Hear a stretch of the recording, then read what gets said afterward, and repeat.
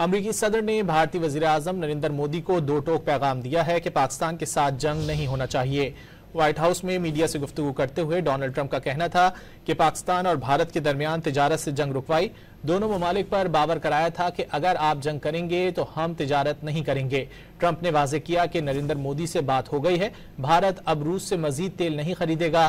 भारत की रूसी तेल की खरीदारी में नुमायां कमी आई है और ये सिलसिला जारी है।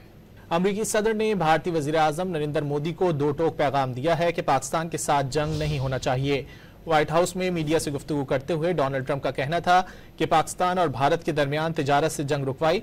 दोनों ममालिक पर बावर कराया था कि अगर आप जंग करेंगे तो हम तिजारत नहीं करेंगे। ट्रंप ने वाज़ेह किया कि नरेंद्र मोदी से बात हो गई है, भारत अब रूस से मजीद तेल नहीं खरीदेगा। भारत की रूसी तेल की खरीदारी में नुमायां कमी आई है और ये सिलसिला जारी है।